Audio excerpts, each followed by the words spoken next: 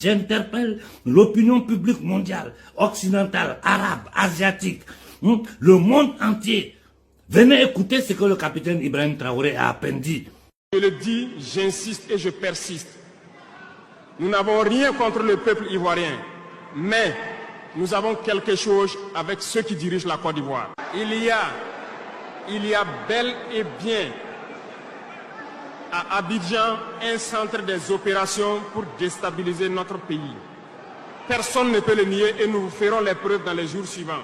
Nous vous montrerons des preuves physiques. Vous allez comprendre de quoi nous parlons. Personne ne viendra nous dire qu'au Bénin, il n'y a pas de base française dirigée contre nous. Nous avons les preuves sous la main. Deux bases importantes.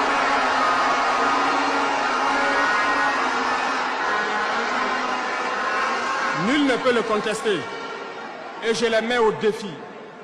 Et nous n'avons rien contre le peuple béninois. Là, nous avons un problème avec la politique des dirigeants béninois. Et nous le disons haut et fort encore. Dans cette diplomatie, nous avons décidé de dire la vérité. Il y a bel et bien deux bases. Une vers Kandi et l'autre en allant vers Porgaou. Le Burkina était une base arrière à un moment donné pour les terroristes ici.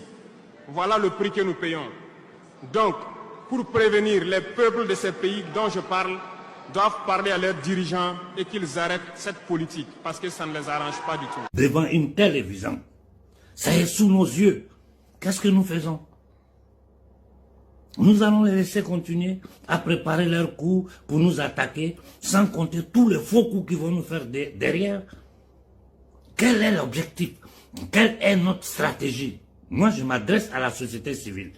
C'est trop facile d'accuser nos dirigeants qui ont affaire à des entités démoniaques capables de tout. Je vous ai dit, hier j'étais en train de réfléchir sur tous les dirigeants africains assassinés. Nous allons nous asseoir pour qu'ils assassinent encore ces jeunes hommes-là.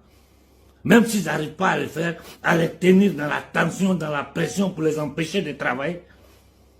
Et tous les pays africains autour de l'AES, la société civile, qu'est-ce que vous faites?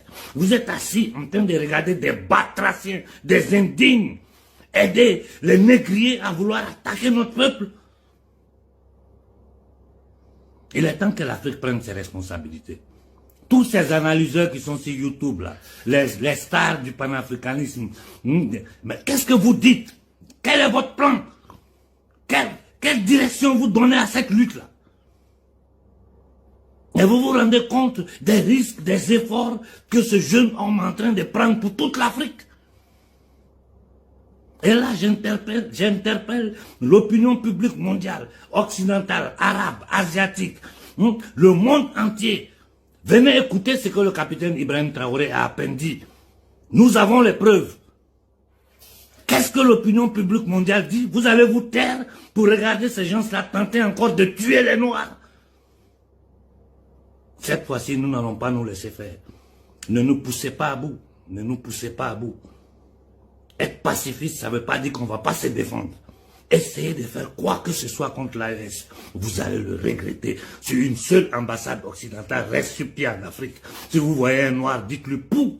Je m'arrête là, j'ai dit à la jeunesse africaine. Préparez-vous à prendre ces maudites ambassades-là.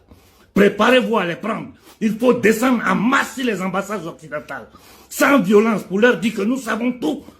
On ne peut pas s'asseoir, regarder ces gens-là, recommencer ce qu'ils font depuis des siècles. Je m'arrête là parce que je suis trop énervé contre ce qu'on appelle les mouvements panafricains, les associations des Africains. Nous servons à quoi? Si nous ne sommes pas capables d'agir, de poser des actes clairs, on ne demande pas d'être violent, on demande de poser des actes clairs, des actions concrètes, pour faire voir à ces gens-là qu'on ne peut plus accepter ça.